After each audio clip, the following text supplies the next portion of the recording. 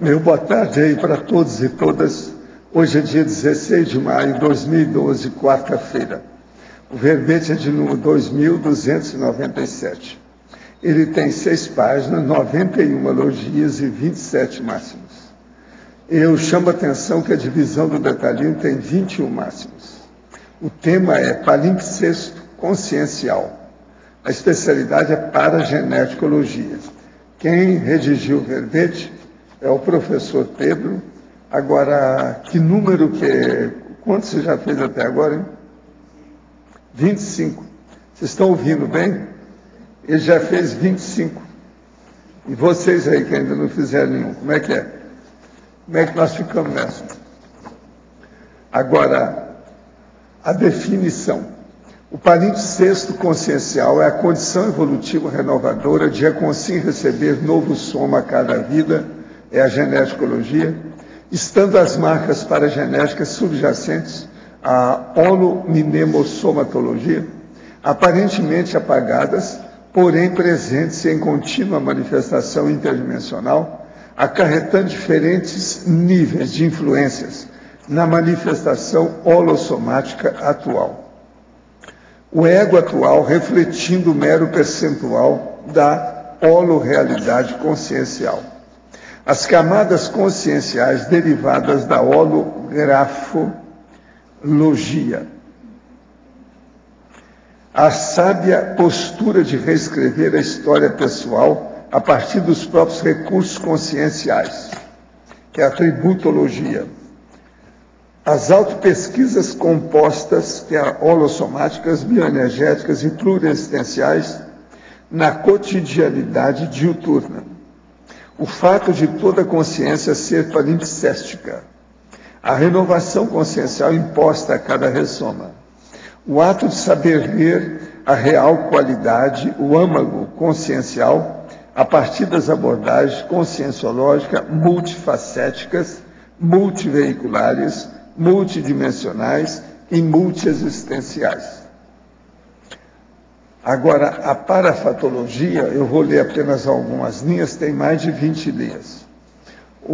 A palingenesia, ou palingenésia, como também se falam, seria exológica. A paleografia consciencial. As camadas de experiências multiexistenciais sobrepostas influenciando a manifestação consciencial atual. A renovação holossomática parcial da consciência ao receber 2 novos corpos de manifestação. O ato de saber conviver sem se render com as heteroheranças genéticas.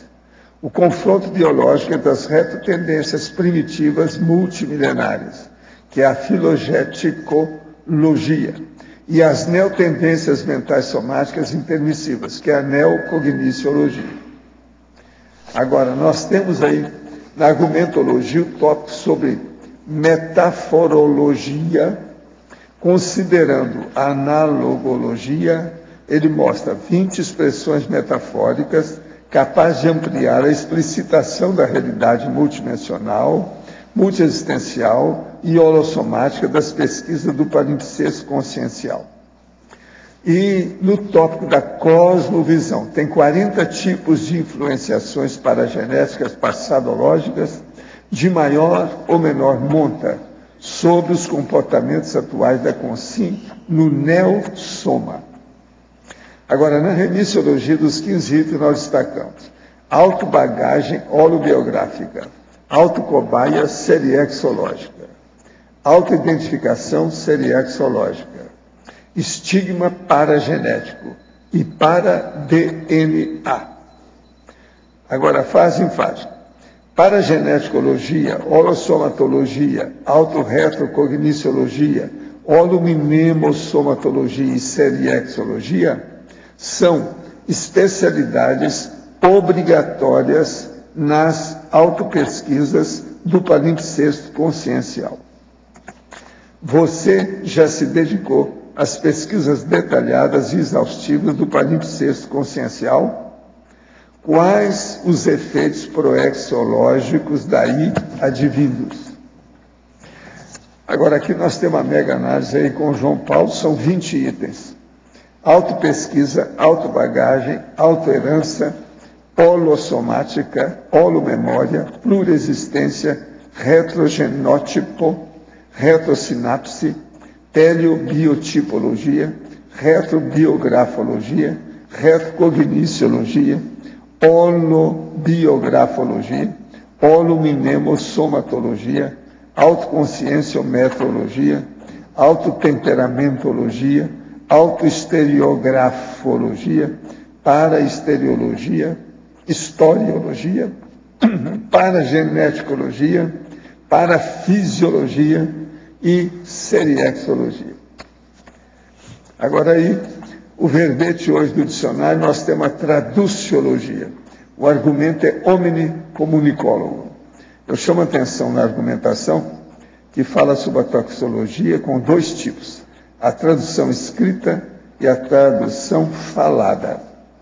Agora, eu chamo a atenção aqui para o japonês, que aqui é uma anedota, uma piada lá de São Paulo, que é muito falada no Brasil há muito tempo. Houve, então, o processo todo aqui é um enredo, roteiro de um assalto a um banco, por meio do nome de 16 protagonistas que são japoneses, elencologia japonesa, expostos de modo claramente compreensível. Então, eu vou ler o assalto ao banco com os nomes dos 16 japoneses, vocês vão entender tudo. Sataru Banco, esse é o nome do primeiro cara, que é o chefão. Depois tem o catar o chefe, matar o caixa, com um tiro na cara, cataram a nota, trocaram uns tiros, acertaram os homens, saíram correndo, fugiram na Kombi, erraram o caminho, bateram no muro, trocaram de carro, pegaram carona, caíram no bueiro, os homens pegaram, acabaram na cama, na cana, quer dizer, acabaram na cadeia. O negócio é perfeito em matéria de tradução, ninguém pode falar nada. Agora, veja, para falar o português do jeito que é, isso aí é perfeito. Ainda tem mais. Por exemplo, aí não tem aquilo que eu sempre gostei desde menino, ter cuspo na cara, machuca. É o nome do cara, ter cuspo na cara, machuca.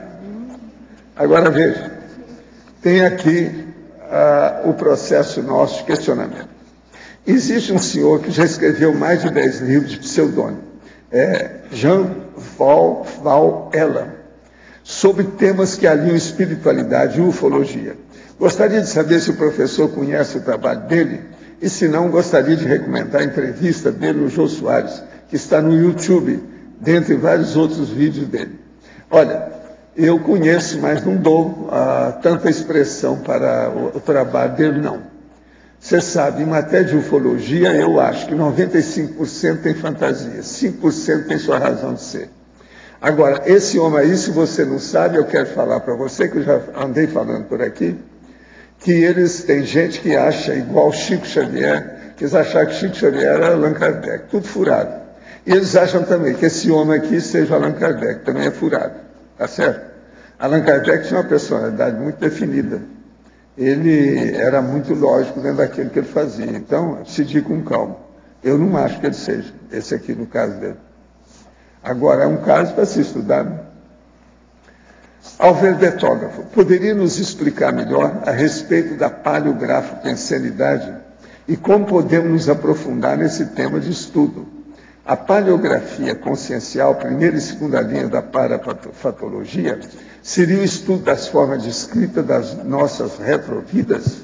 Como realizar a decifração dos autocriptogramas para a genética, a criptoanálise da parafatologia, linha 14?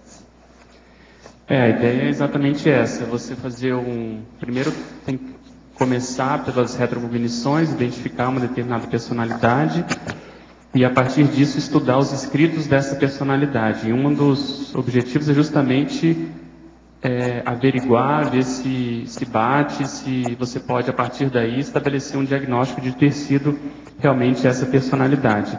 Porque, da mesma forma que o temperamento não muda, também o estilo da escrita tende a permanecer. A gente colocou isso aí mais para o final da parapatologia, essa condição do entrelinhamento autoral, que é a estilisticologia interexistencial. Então, exatamente com esse objetivo. O professor Valdo cita sempre o caso do Auger, que a bibliografia dele é muito assemelhada, é muito parecida, é praticamente a mesma técnica de composição que ele mesmo utiliza, e um dos motivos é que ele foi um dos inspiradores extrafisicamente para que isso ocorresse. Então, através dessas pesquisas bibliográficas, quando você encontra e a pessoa tem aquele estilo bem determinado, bem assim, específico, estabelecido, a partir daí você pode aprofundar essas pesquisas. Os blogueiros ex-conscienciólogos dizem que a conscienciologia despreza a humildade. Poderia comentar sobre? Perfeitamente, a gente despreza. No meu caso pessoal, desprezo totalmente isso que eles chamam de humildade. Até que eu chamo que é humildade. Que isso aí é o seguinte, é um processo totalmente de lavagem cerebral, que se faz a pessoa ajoelhar e ela então é genuflexa. Isso é o fiel, é aquele fiel que é o titio, que é o negócio do cachorro. Fiel, vem cá, titio, é a mesma coisa, é o fiel. Esses é que são os humildes. Então esse negócio de humildade é burrice. Nós também somos contra, é bom a gente falar desde já, o negócio de voto de pobreza. A pessoa tem que fazer um pé de meia, mas ela não precisa de voto de pobreza. Ela tem que ter a vida dela com responsabilidade, liberdade de ação e ter também alguma coisa que possa ajudar os outros. E não ficar subserviente, baseado nas coisas dos outros. Depender das outras pessoas está errado. Agora, nós somos favoráveis, por outro lado, isso que eles querem falar não é humildade, é modéstia. Modéstia é outra coisa. Nós somos 100% favoráveis à modéstia. Damos uma banana para todo mundo que mexe com humildade. Eu fiquei saturado com esse negócio de humilde por causa do movimento espírita. Então, o cara mais humilde, geralmente era aquele que era o mais carrasco da turma toda. Então, é tudo conversa fiada. É um processo de hipocrisia enorme, religiosa. Então, essa palavra humildade, ela está totalmente prostituída. Não vale a pena usar. Eu acho que está claro, né? E esses caras todos que estão falando isso aí é porque eles gostam de fazer lambança. Continua com as lambanças dele. Outra coisa, esses que são ex-conscienciólogos que você está falando, devem ser os mini dissidentes. Eu não sei quem. Em várias notas de dinheiro, papel antigo e moedas, um amigo meu falou para eu colocar fogo em tudo, porque contém muita energia ruim, e isso não é bom ter em casa. Eu achei, porque comecei a fazer aquela limpa que o senhor recomendou há alguns dias, gostaria de saber a sua opinião. Guardo, queimo, dou para o museu, faço doação para o SEEC, as notas devem valer, se leiloadas e vendidas, uns R$1.000. Olha, o caso ideal é o seguinte, nós temos uma coleção de numismática. Manda qualquer coisa para a biblioteca que a gente vê o que é. Quando ela está suja demais, tem jeito de fazer limpeza. E outra coisa, se ela às vezes algum valor pela situação, valor técnico, valor numismático, isso tudo tem que olhar. Não é assim. Tem que ver com calma. Agora, sob o verbete bloqueio zero, o método desenvolvido pelo Instituto Monroe, que é o REM5, o sangue, foi constatado ser válida sua eficácia, apesar de ser uma muleta perante o EV. Apesar de ser uma muleta perante o EV, o cara está falando aqui. Olha aqui, o problema todo é o seguinte, o que você quer dizer com isso, o que você quer que a gente fala? O Instituto Monroe fez uma opção de coisa, mas olha, ele não era do ramo, né? Tem muita coisa que não dá. E outra coisa, mexeu muito com o cérebro, dá problema, tem que ir com calma com isso. O M5 não colou tanto do jeito de vir. Professor, gostaria de saber se amparador é o mesmo que sagrado anjo guardião, o SAG. Não, isso é besteira. Anjo guardião é a vovozinha. E isso nós chamamos de guia cego.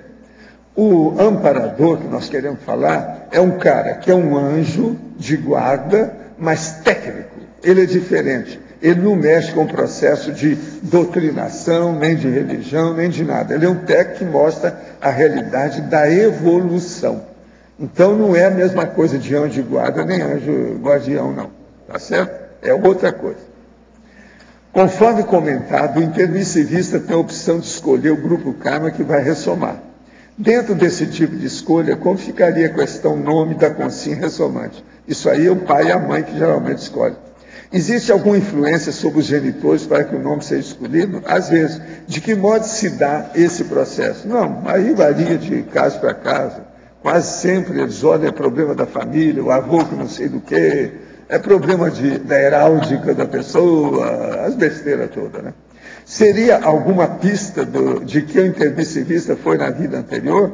Sim, às vezes é, porque às vezes ele é da mesma linha consanguínea dentro da paragenética, aí pode ser.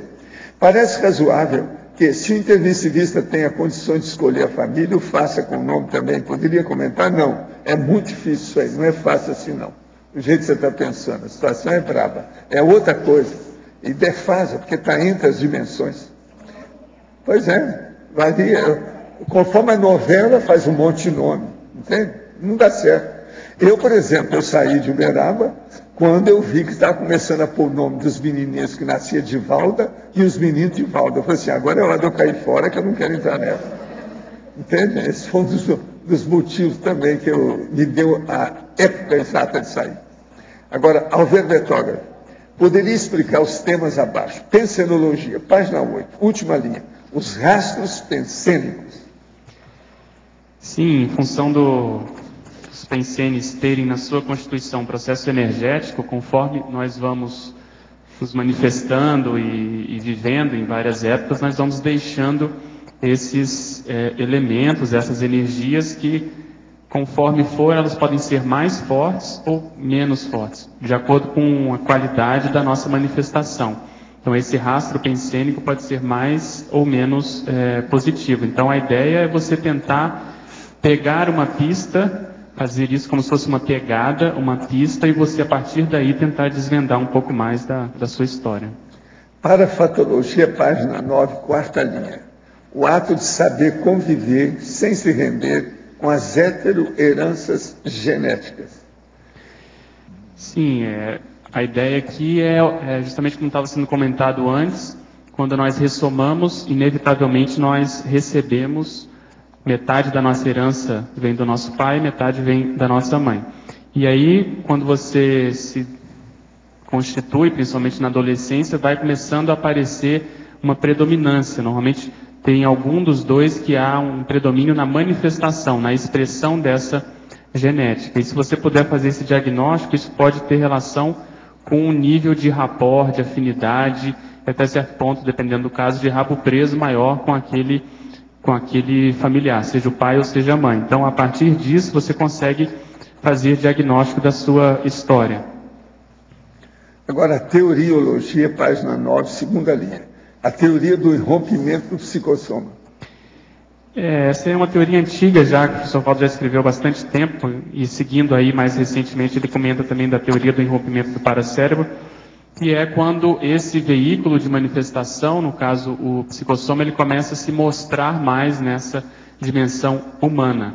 Então nós comentamos isso, fizemos analogia com o processo da expressão paragenética ou até da soltura paragenética. Então quando os nossos megacons, as nossas informações intermissivas, as nossas, vamos dizer assim, parasinapses começam a aparecer mais nessa dimensão, é um indício de que isso está acontecendo. Isso sem entrar na seara dos parafenômenos. Se você mexe muito com as energias, se envolve a ectoplasmia, há uma tendência do psicossoma a se manifestar mais, podendo até, em certos casos, se materializar. Gente, eu estou aqui com o boletim informativo do IPC, do Instituto. Eles estão agora, de vez em quando, vão publicar esse boletim para mostrar os processos do Jubileu de Prata do IPC, que vai ser o ano que vem. Vocês sabem que o Instituto foi criado no dia 16 de janeiro de 1988, no Rio de Janeiro. Em 1998, em maio, O Ministério da Justiça do Brasil concedeu o título de utilidade pública federal para o Instituto. Agora, em 16 de janeiro de 2013, então eles vão comemorar esse jubileu de prata. São 25 anos do trabalho, e junto com o processo da utilidade pública, que já tem também muito tempo. Agora, 25 anos já é um quarto século dedicado ao empreendedorismo interassistencial evolutivo.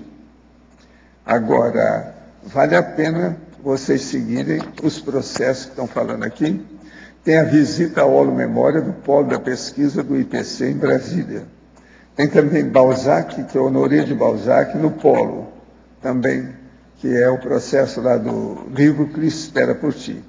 Tem também aqui a relação das coordenações e o atendimento CCCI.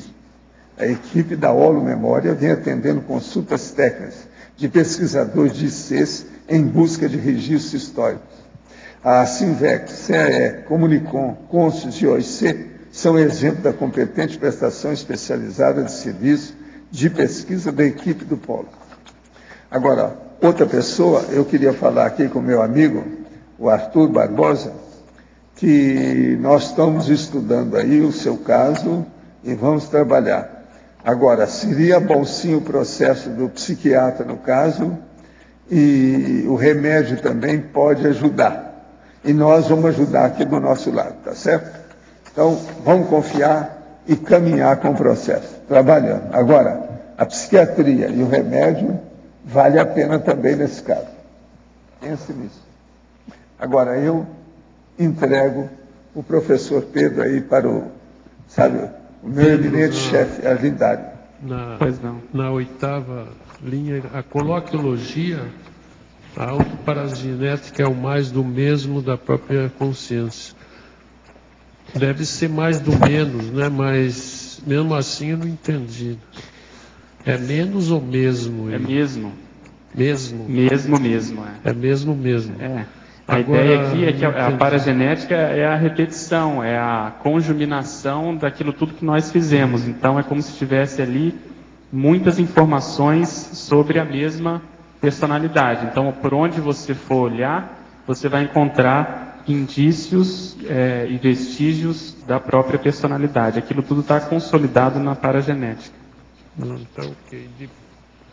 Agora, outra coisa aqui, é na metaforologia, essa primeira aqui. A posiopese, né, que é o nome técnico para o processo de reticências. Então, a retomada das reticências conscienciais retrossomáticas. A ideia é que dentro dessa analogia, dessa metáfora que nós fizemos com o palimpsesto, a gente possa retomar da onde a gente parou. Isso pode ser um processo positivo ou negativo.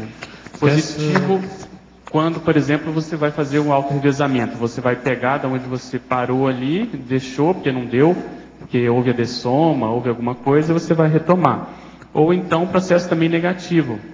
As interprisões grupocármicas nada mais são do que o fato da gente ter que enfrentar e retomar aquele problema, aquele conflito, aquele imbróglio, da onde parou. Aquilo ficou, vamos dizer, estagnado, ficou coagulado, cristalizado numa determinada condição, e nós vamos ter que ir lá para ajustar, melhorar. Isso normalmente acontece numa nova existência, às vezes com as mesmas personalidades, o cenário pode ser outro, mas aquele psicodrama que se instala é baseado num processo lá que ficou parado no passado. Né?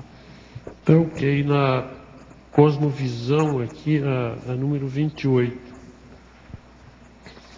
Autoparaprosopografologia, essa? Esse processo é do estudo dos perfis, né? A prosopografia tem relação com o processo dos perfis. Então, para se estabelecer um determinado perfil, que é constituído pela experiência que a pessoa tem numa área, os talentos, os trafores, os skills que ela tem, isso tudo vem em função de retroexperiências, retrocondutas ou comportamentos que ela teve no passado. Então, essa experiência adquirida é que vai formando esses perfis. Então, por isso, eu estou até mexendo num outro verbete que tem relação com isso, É por isso que a gente vê que tem pessoas que são mais da área, vamos supor, da intelectualidade, outros são do parapsiquismo, outros é o processo mais da psicomotricidade, eles trabalharam muito com esportes, o outro vem mais da parte bélica, enfim. Então, é onde a pessoa tem mais experiência naquela área. Isso vai estabelecendo os perfis. Então, você, o que a gente quer dizer aqui? Você olhar, estabelecer, diagnosticar um determinado perfil hoje, seja pessoal ou de uma outra pessoa, significa que ali por trás tem toda uma trajetória de experiências que foram feitas na mesma linha. Elas seguiram a mesma, mais ou menos a mesma lógica. A pessoa, conscientemente ou instintivamente, ela foi tomando decisões baseadas naquela área, naquela experiência. Ok, obrigado. Meu filho de 12 anos contou uma história que não gostei. É sobre uma brincadeira monitorada por um professor da escola dele. Eles ficam em frente a um espelho e, em conjunto com mais alunos, evocam, chamam a Maria Sangrenta. O professor dele é cético e para ele não passa de brincadeira. Mas para meu filho, que vê as auras e consciência, não é muito agradável. Eu já o coloquei na internet, mas o professor podia fazer algum comentário sobre essa situação?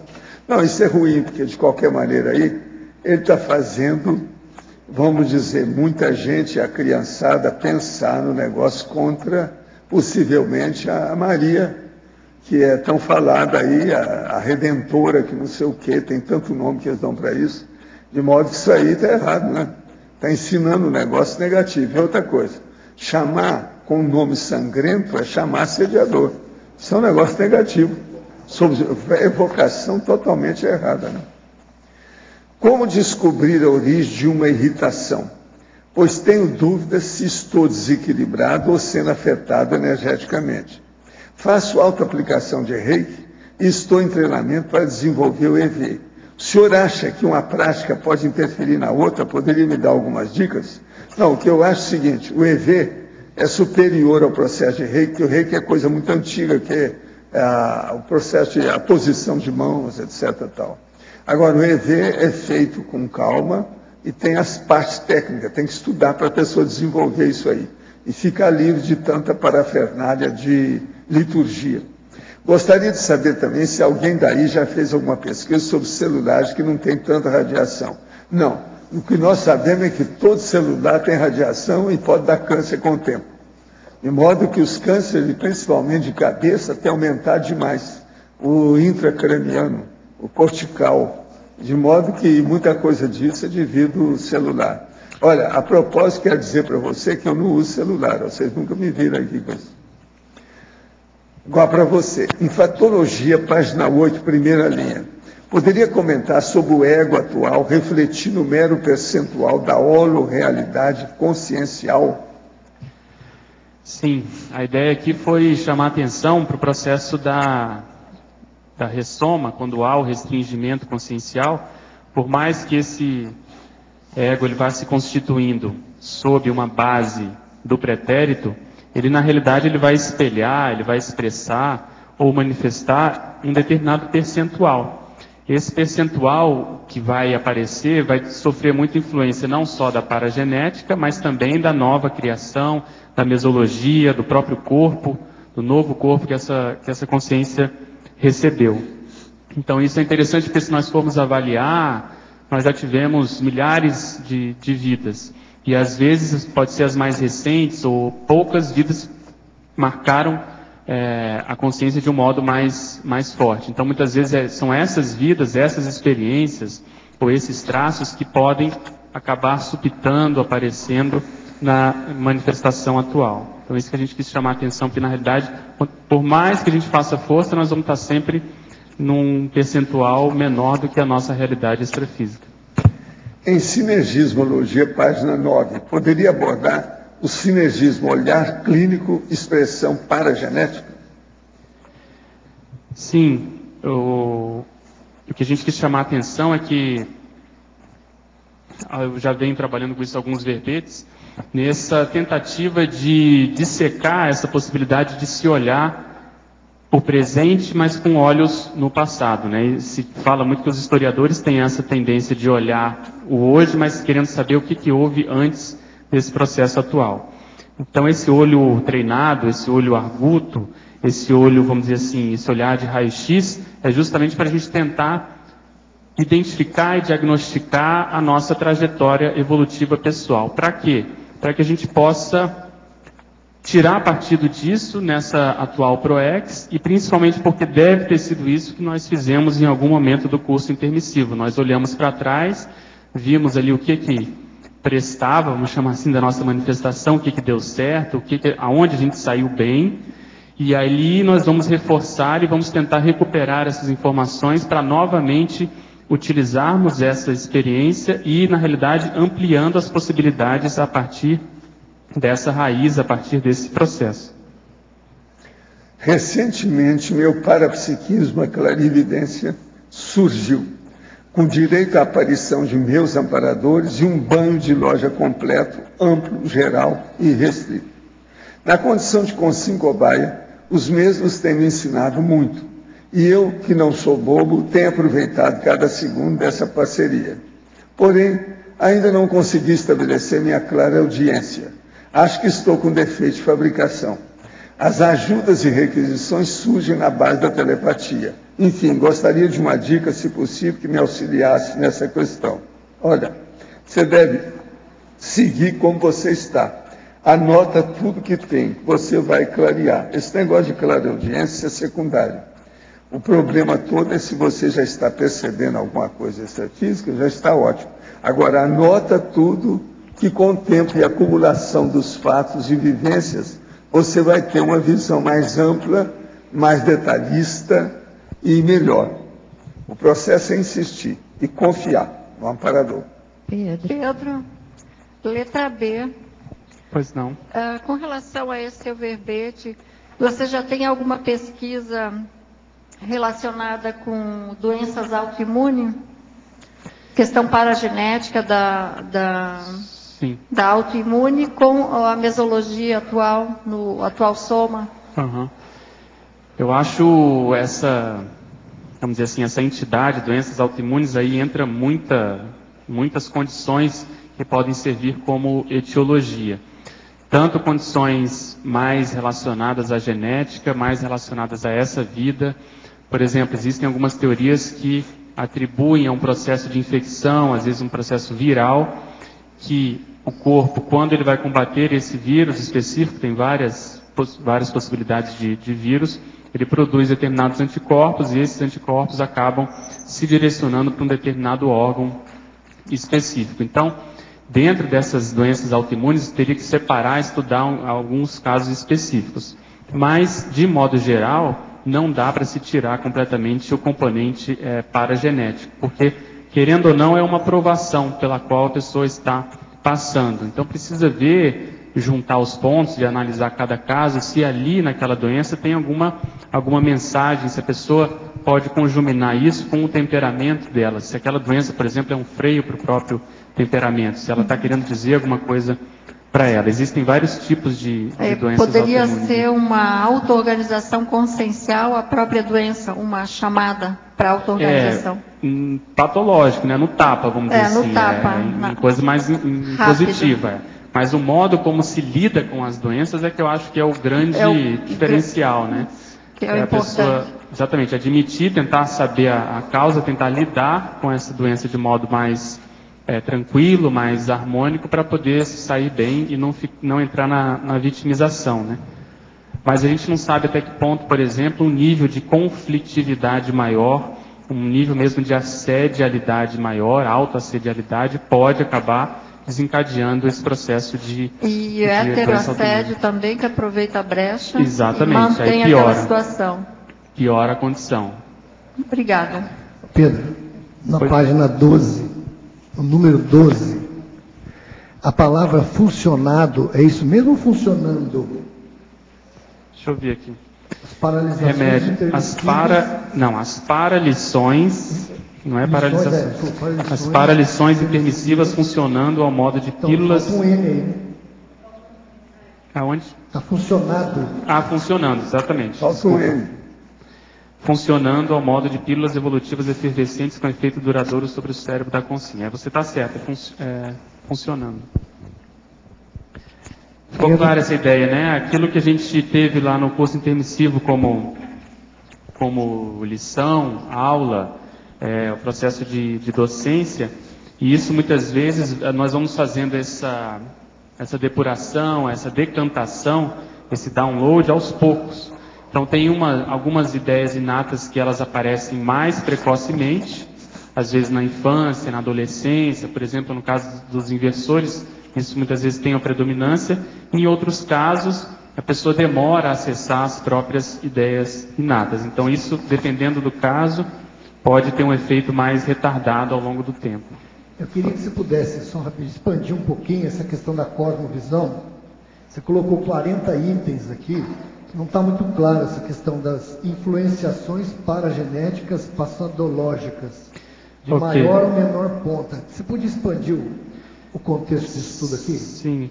É questão de se encaixar, como é que é isso aqui? Não, a questão aqui é você fazer pesquisa. Então você olhar uma estrutura, uma realidade atual, por exemplo, do seu corpo, do corpo de alguém, e você tentar ver o que está por trás daquela manifestação. Então, no número 1, nós colocamos aqui o retroface sobre o neo-sem, quer dizer, o modo, a aparência como a pessoa se manifestava no último corpo. Será que ele trouxe um percentual maior dessa aparência, dessa morfologia, dessa estética, estampa? Será que ela conjumina com o corpo que ela tem atualmente, apesar da genética, apesar da mesologia, do tempo que passou? Porque a ideia do palimpsesto é exatamente essa. Não sei se todo mundo lembra desse conceito, mas na antiguidade não se tinha o papel, né? Se tinha lá no começo o papiro, depois veio o pergaminho. E o pergaminho você tinha a possibilidade de apagar com pedra pome, com alguns recursos, e você reescrever sobre aquilo que já estava escrito.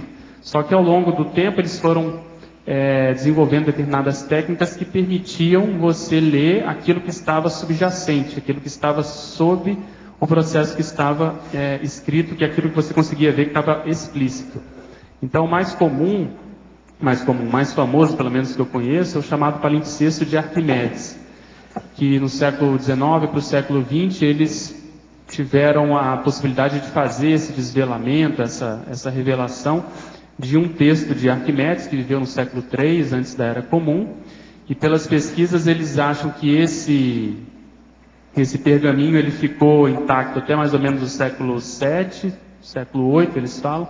E depois disso, como tinha escassez de pergaminho, eles apagavam, no caso, principalmente os religiosos, os copistas, o povo que mexia mais com a cópia dos textos antigos, e escreveram por cima, nesse caso, um processo de liturgia lá, foram mais de 170 páginas. E aí, alguns pesquisadores, principalmente pelo que eu lembro, foi um filólogo dinamarquês, suspeitou de que isso pudesse ser, de que esse material que eles tinham ali em mãos, ou seja, essa liturgia, essa descrição de um processo litúrgico, poderia ser um palimpsesto, que era muito comum naquela época, e começaram através de técnicas de radiofrequência, raio-x, tem várias técnicas que eles usam, eles conseguiram depurar, tirar essa escrita mais recente e encontrar vários escritos de Arquimedes, são 7 principais, tem um deles que é o Tratado sobre Mecânica, que ele descreve lá. Então, a partir disso, dessa ideia daquilo que está escrito, que está subjacente, que não está explícito, que a gente pode desenterrar, fazer aparecer, né, aquilo que está invisível, é que a gente trouxe essa metáfora para o processo do holossoma como um todo, e aí você pode expandir. Os próprios livros têm muitas ideias que a gente pode tirar nesse sentido. Aquilo que a gente escreve hoje, muitas vezes nós estamos retomando uma escrita do passado, só que num outro momento, mais atualizada e assim por diante. A anedota do japonês é um palimpsesto para você? Total, né? Como é que você conseguiu isso aí hoje? Que negócio é esse? Tem uma mensagem subjacente. Mas foi um palimpsesto. É realidade autológica. Tem tudo a ver com a tradução mesmo. As traduções, eles consideram que são palimpsésticas, porque você vai escrever um texto novo, baseado no antigo, e por mais que seja cópia, quem estuda isso não admite que existe cópia literal, porque existe ali a pensenidade, existe a atualidade, existem as técnicas mais recentes, tudo isso ajuda a modificar aquele contexto. Na tradução, então, é pior ainda, porque tem a tradução em si mesmo. Ô, Pedro. Obrigado, Pedro. Nada. Em parafatologia, na 10ª linha, continuando na questão da genética, você colocou a predominância da influência genética parental e as correlações retrocognitivas daí derivadas. Isso, a gente explicou, foi mais ou menos essa mesma ideia. Primeiro, eu até queria fazer um gancho lá na tecnologia, a última técnica, a gente coloca a técnica do genograma serexológico. Qual que é a ideia? A pessoa, a partir da árvore genealógica, ela fazia a árvore genealógica, vamos dizer assim, o mais expandido possível, pegando pelo menos até os bisavós, e a partir disso, ela além de mostrar quem é quem foi quem foi primo, filho, enfim, a parentada toda, procurar descrever o temperamento dessas personalidades, e você vai ter que entrevistar as pessoas mais velhas, a história de vida, para você ver profissão, a linha, vamos dizer assim, as dileções ou predileções de cada um, e as doenças. Foi isso que eu fiz, eu me ative a essas 3 entidades, vamos chamar assim. Por que isso? Porque se você analisar só essa árvore genealógica dessa vida, você pode suspeitar, dependendo do caso, de que você foi antepassado de você mesmo, ou seja, você pode acabar desconfiando de que você foi, dependendo das datas, né, se isso permitir, se você foi o próprio avô, o próprio bisavô. Tem gente aqui na CCCI que desconfia que foi a própria bisavó, né? Eu já andei conversando com uma pessoa que está fazendo esse tipo de pesquisa. Então, para isso, você tem que primeiro partir desse princípio, ou seja, entre meu pai e minha mãe, com quem que eu tenho mais afinidade? Essa afinidade, ela é só baseada no processo consciencial, do temperamento, das ideias, ou tem alguma coisa genética também? Por exemplo, você padece, ou tem as tendências, ou aquilo que se chama da tara genética, ela veio mais da sua mãe ou do seu pai. Se isso há uma conjuminância, isso pode estar acontecendo um sinergismo baseado no próprio passado. É natural, se a gente imaginar que uma consciência vai ressomar, e ela está ali, adstrita àquele ambiente familiar, do pai e da mãe. Se ela tem muita afinidade com um dos dois, em função de ter convivido com essa personalidade muito tempo antes, é mais natural, mais esperado que ela puxe mais dessa genética. Principalmente se for a mãe, porque vai ser a mãe que vai gerar aquele novo corpo. E a partir disso, se você conseguir estabelecer uma árvore genealógica, ou seja, vamos supor que você descubra que foi determinada personalidade e tente montar, na medida do possível, aquela árvore genealógica também. Você vai fazer um cotejo, então, entre aquela situação e a situação atual. Então, esse seria o genograma serexológico. Quando eu fiz isso, é interessante porque abre as nossas abordagens, a nossa cabeça. Tinha muita coisa que eu não tinha noção, por exemplo, dentro da minha família atual, né, dessa família, dessa vida. Por exemplo, existem muitas pessoas, um ramo da família muito forte na questão da aeronáutica, na questão da política e na questão também de mexer com bancos, com processo de dinheiro, alguns banqueiros. Em termos de patologia, tem algumas consciências envolvidas com o processo de jogo, da ludopatia. E também não achei, analisei mais de 60 personalidades, não tinha nenhum médico. Então, eu fui o primeiro que inaugurei, agora tem um sobrinho meu também que já está fazendo medicina nos Estados Unidos. Então, isso tudo ajuda a, pelo menos, ter ideias, ou fazer inferências, ou aprofundar um pouco a pesquisa em termos de Serex. Porque quando as novas informações aparecerem, você já tem, pelo menos, uma cosmovisão maior e você sabe interpretar de um modo mais coerente. Há 2 anos e meio eu trabalhava em massoterapia. A mãe de um rapaz, hoje ele tem 33 anos, pediu que eu ajudasse. Eu já estava estudando conscienciologia e percebi as coisas acontecerem porque trabalhava com as energias e via a situação dele. Eu ajudei, fazendo esclarecimento, e ele melhorou um pouco. Fez reconciliações na família com o pai, que era inimigo durante anos. Ocorre que esse rapaz grudou em mim, diz que confia na minha pessoa e que viciou em mim. Eu também fiz errado porque me envolvi com ele. Hoje sinto que ele é vampirizador de energia. Eu me separo dele, mas ele volta. O senhor pode me ajudar? Sim. Arranja um outro. E aparece com os dois. Aí você resolve o problema. Poderia falar, agora acho que é para você, sobre o código intermissivo e como funciona o laboratório conscienciológico, o curso intermissivo? Sim, o código é um verbete do professor Valdo, que é justamente aquele código de manifestação, de comportamento ou para comportamento que nós tivemos durante o curso intermissivo ou após o curso intermissivo. É aquele extrato que ficou, vamos dizer assim, aquela síntese que a gente procurou trazer para cá nessa nova ressoma. Então, deve ser aquelas linhas, aqueles parágrafos, aquelas ideias mais importantes para nós que a gente não poderia esquecer extrafisicamente e que, ao ressomar, isso teria muita relevância no nosso caso. Durante o período gestacional, minha mãe apresentou rubéola. O médico, ao fazer o exame, disse que eu nasceria com malformações congênitas. Nasci sem quaisquer anomalias. Poderiam me orientar se o fato de eu ter nascido normal denota algum processo paragenético? Não, isso pode ser. Pode ser, é.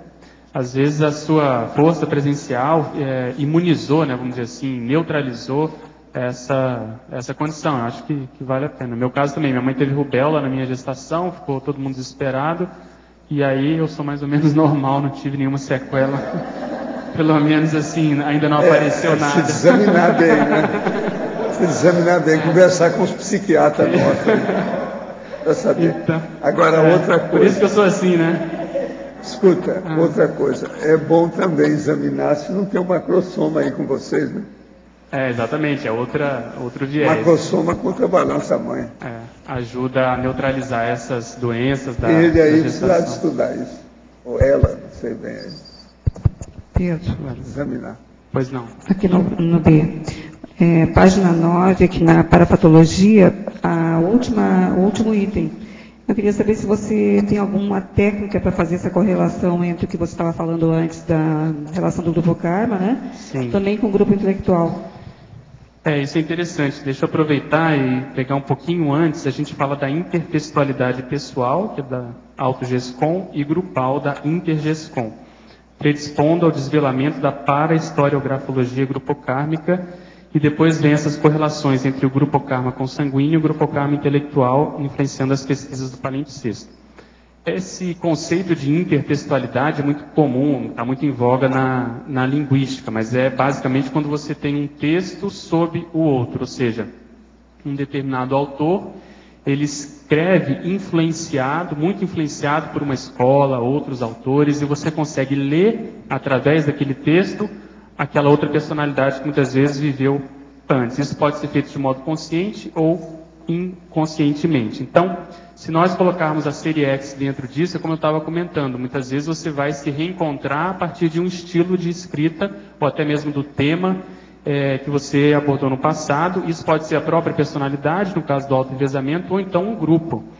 Como a gente está fazendo aqui o círculo mental somático, era muito comum no passado, então às vezes uma equipe estudava determinado assunto, ou todos eram partícipes da mesma escola, da mesma linha filosófica, e a partir da afinidade que se tem hoje com aquelas ideias, você pode fazer esse diagnóstico. Então, esse processo de grupo karma intelectual é muito interessante, porque às vezes o líder, aquela personalidade que era o chefe, vamos dizer assim, o sênior daquele círculo intelectual, ele está no extrafísico. Muitas vezes até amparando aquelas personalidades que fizeram parte da prole mental somática dele. Então, essa condição de, vamos dizer assim, de equipe, em termos de ver bons, ela é muito interessante. E se você for colocar essa ideia do palimpsesto, ela é muito interessante. Então, de você fazer essa pesquisa. Então, nós podemos fazer, é o que eu procurei mostrar aqui, essas pesquisas, tanto baseado no próprio holossoma, que é a manifestação direta da consciência, como também naquilo que ela deixou, nas suas pegadas, no seu processo de rastro holopensêmico, que o mais prático e vamos dizer assim, habitual é através dos livros, né, do processo de GESCOM. Então, em termos de técnica, primeiro é começar a ler mais sobre história, ter um interesse maior na historiografia, na historiografologia, porque muitas vezes você encontra determinadas pérolas em termos de ideias que às vezes não tiveram muita vamos dizer assim, expressão, não foram muito propaladas, mas ali você às vezes se acha ou se encaixa ou encontra um grau de afinidade maior. Quer falar? Pedro, aqui na página 10. Tá. Só um pouquinho que a Cris quer complementar aqui. Para contribuir nessa pesquisa da historiografologia, tem dicionários lá no Luciclo que são das ideias, história das ideias filosóficas, dicionário das ideias filosóficas, dicionário das ideias políticas, os ismos, né, dicionário do pensamento universal. Então, tem vários dicionários que falam sobre isso, que pode ajudar, às vezes, a pessoa a encontrar essas linhas, né, ideativas, ideológicas, e às vezes se identificar com alguma delas. Né? Só para complementar, até estava conversando ontem com a Cris, a tese de mestrado dela foi exatamente tentar estabelecer, através de uma técnica específica da linguística, o elo que havia entre um discurso atual, que era no caso da Pastoral da Criança, da Zilda Arnes, com uma personalidade do século XVIII, no caso, Rousseau. Então, a partir de determinados, vamos dizer assim, de determinados enunciados, de determinadas ideias, daquilo que ela defendia, você encontra esses conceitos, muitas vezes, na teoria do Rousseau, no caso do Emílio, lá do livro do Emílio de Rousseau, que é a base da pedagogia. Então, como os dois trabalham com infância, ela, sem querer, pelo menos é o que a Cris comenta, não foi de caso pensado essa retomada, mas nós notamos nitidamente, ao ler o livro da Cris, que houve uma influência clara nesse processo. Então, isso é um caso de intertextualidade. Aí nós poderíamos extrapolar o que será que tem em termos grupocármicos, holocármicos, essa personalidade da Zilda a ver com o Rousseau. Será que foi só uma coincidência? Será que tem algo mais profundo em termos de raiz serexológica? Então, o livro que a Cris escreveu ajuda muito a entender esse raciocínio de você, a partir de um livro, de um conceito, de uma ideia atual, você tentar ver o que está por trás. E a própria academia usa um pouco essa técnica de você fazer a análise histórica, ou seja, você ver tudo que já foi escrito naquela área para você poder avançar um pouco mais no conhecimento. Né? Então, também é uma dica, não sei se você quer complementar. Então, Pedro, aqui na página 10, lá embaixo, na antagonismologia. Você pode comentar, por favor, o antagonismo estigma paragenético, estigma genético? Sim. O estigma paragenético, nós estamos chamando a atenção aqui, aquilo que veio independente da genética, ou seja, aquilo veio em função da própria personalidade, da consciência que está ressomando ali. Pode ser positivo ou pode ser negativo. Vou tentar dar um exemplo de cada. Um exemplo positivo é o caso da dragona, por exemplo. Então, a Concierge já mexeu muito com o processo de iniciação. Já tem isso quase que, vamos dizer assim, como uma segunda natureza, que já está carimbado no próprio psicossoma de tantos corpos que ela teve mexendo com isso. É natural, é esperado, é mais comum quando ela renascer que isso apareça no próprio soma como se fosse um nevos, né? um sinal. O processo negativo, se a consciência ela é muito perturbada, muito conflitiva, muito bélica até certo ponto, essa desorganização consciencial pode acabar suplantando a genética, que já tem todo um molde, um modelo, e isso gerar, muitas vezes, um aborto, pode gerar doenças congênitas, pode gerar algum tipo de dificuldade na constituição do novo corpo. Então, isso seria um estigma paragenético. A pessoa pode até não conseguir constituir o corpo, ou pode ficar com aquela marca mais negativa. No caso, por exemplo, às vezes a pessoa, se ela teve uma ressoma muito curta, um período intermissivo muito abreviado, e ela, por exemplo, foi vítima de algum tipo de explosão, de algum tipo de mutilação, isso pode acabar se refletindo no próprio neocorpo, né, no novo soma. Estigma genético, a mesma situação. Às vezes a consciência que está ressomando não tem tanta responsabilidade, mas em função dessa desorganização da mãe, por exemplo, que às vezes não se cuidou, às vezes pegou uma infecção, às vezes ela caiu, às vezes ela teve alguma dificuldade maior na gestação e aquilo imprimiu um estigma no novo corpo. Então, a gente sabe hoje que, por exemplo, as mães que são alcoólatras, as mães que fumam, tudo isso vai dar algum revertério no novo corpo que está se manifestando. A gente que acompanha muitas gravidezes, a gente sabe que se o feto ele não desenvolve ele tem um chamado restrição de crescimento intrauterino, e isso já se sabe que tem relação muitas vezes com infarto ou morte súbita aos 40, 50 anos. Existe essa relação direta. Então, esse processo pode ser simplesmente da genética, pode ser simplesmente da constituição do novo corpo. Foi isso que a gente quis chamar. Obviamente que sempre vai ter algum percentual de relação com a consciência que está ressomando, mas aí podem existir agravantes ou atenuantes nessa relação. Então foi isso que a gente quis chamar. Pedro, gente, eu queria registrar hoje aqui que no dia 9 desse mês, nós oferecemos aí, pedimos, solicitamos para 12 mega revisores fazer revisão e demos um mês para eles terminarem a revisão. O texto que eu dei é um livro com 940 páginas. O nosso professor Eucádio entregou já o primeiro livro já revisado numa semana de trabalho. O homem é uma fera, cuidado com ele, eu estou só avisando para vocês. Ele é o primeiro dos 12 que entregou o livro até agora, tá certo? Com todos os meus agradecimentos para todo mundo. Pedro, na pangrafia, na página, na 15ª linha, parafatologia, estou trocando tudo. A pangrafia grupo kármica vislumbrando a realidade paragenética de determinado estamento. Sim, como a gente está enfocando essa condição de você ver além, você, vamos chamar assim, presentificar o passado, né?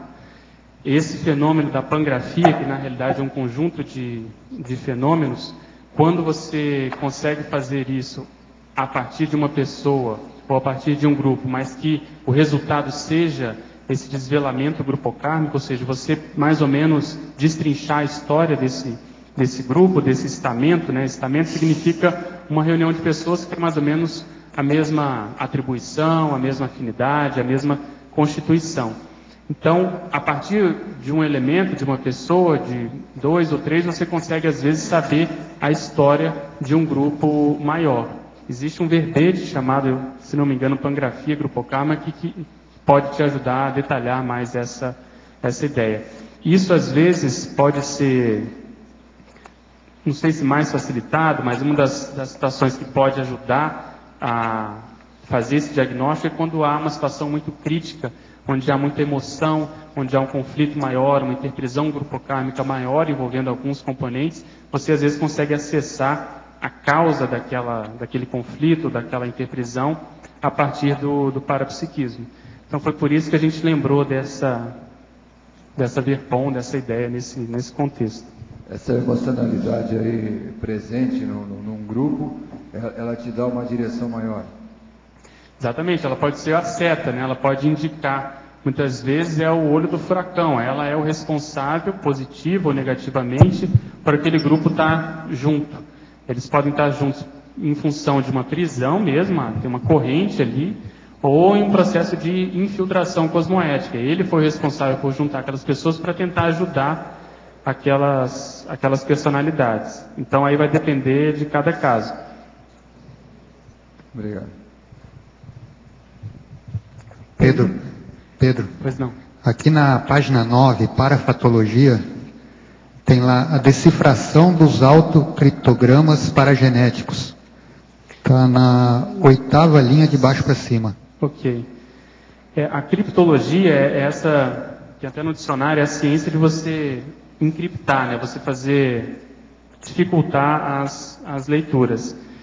E o que a gente está chamando da autoparagenética, em função do nosso nível de lucidez, em função do nosso baixo autoparapsiquismo ainda, a nossa constituição paragenética ainda é um processo muito obscuro da nossa personalidade. Então, quanto mais nós mexermos com o parapsiquismo, por exemplo, o estado vibracional que a gente comenta aí, quanto mais nós trabalharmos com EV, mais ele vai nos conduzir para a nossa condição de consciência, vai nos aproximar à condição da paraprocedência, mais nós vamos funcionar como consciência. Então, esse processo, em função do parapsiquismo, que vai funcionar como essa ponte, vai nos ajudar a entender mais da nossa paragenética. Seja o processo mais conflitivo, dificultoso, ou trafarino, e o processo também mais positivo, cosmoético, dos trafores. E foi pensando nisso, e vamos dizer assim, a técnica, o resultado disso é que eu chamei de criptoanálise.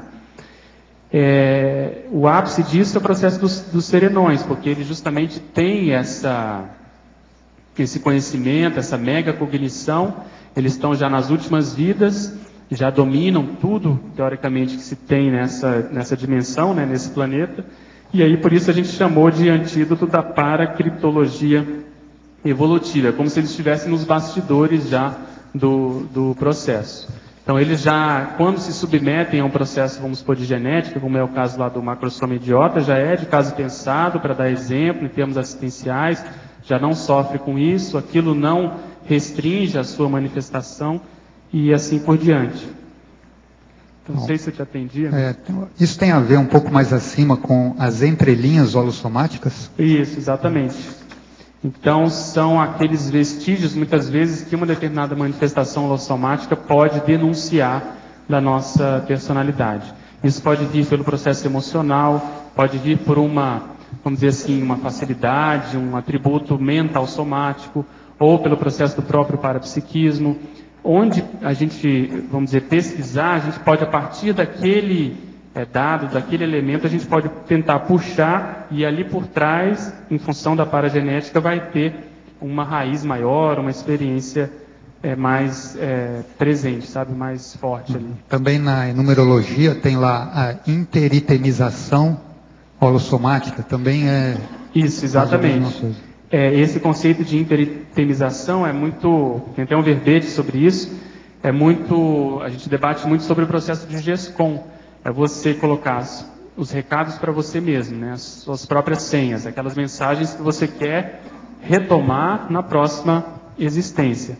Mas em termos de holossoma, isso acaba acontecendo também. Um exemplo é a dragona. A dragona é um sinal que as pessoas olham e não dão nada. Mas para quem sabe, para quem conhece, para quem é do métier, aquilo é uma baita mensagem, né? Significa uma baita responsabilidade. Então essa interitemização é exatamente isso. E como a gente comentou também, muitas vezes as doenças podem funcionar como sendo elementos assim, portadores de determinadas mensagens, por exemplo, que a pessoa fez besteira no passado. Ela foi contra o próprio soma, e ela então ganha um novo corpo na próxima vida, um corpo mais difícil, assim, cuja performance não vai ser tão facilitada. Então ali está a mensagem. E se ela trabalhar mais cosmoeticamente, talvez ela recupere aquela condição que ela tinha antes de cometer determinadas situações anticosmoéticas com o próprio corpo, né? Então, foi mais ou menos nesse sentido. Pedro, aqui na página 11, na sindromologia, a síndrome das falsas memórias, queria entender se, por acaso, uma pessoa que esteja assim, pesquisando uma determinada personalidade, cada vez mais, ela teria esse risco de ter as memórias da memória daquela personalidade, achando que é dela mesma? Seria isso? Pode ser isso. Existem duas abordagens. Uma é mais superficial, que é aquela da viagem na maionese que a gente fala. A pessoa acha que foi a outra pessoa, ela acaba inventando, ela vai se induzindo a ter aquele tipo de, vamos dizer assim, de memória, ela acha que começa a criar e fantasiar em cima daquilo. E outra é essa que você comentou. Se existe um processo evolutivo de ressoma em que há como se fosse assim um setup, né? Há uma renovação imposta, zera tudo, a pessoa ganha um novo cérebro, tem a sua razão de ser, justamente para ela ir aos poucos constituindo um novo ego e com a maturidade ela poder ir recuperando essa situação. A gente não sabe se até certo ponto, determinados casos de psicopatia, psicopatologia, a própria esquizofrenia, a pessoa pode, em função de uma imaturidade, da própria condição de assedialidade, um grau de conflituosidade maior, ela acabar acessando diferentes memórias da própria personalidade, da própria consciência, e ela acabar perdendo o prumo, acabar perdendo o fio da meada ali da lógica e da realidade. Mas o caso mais das falsas memórias é esse primeiro que eu comentei, é mais no sentido da pessoa não induzir determinadas situações.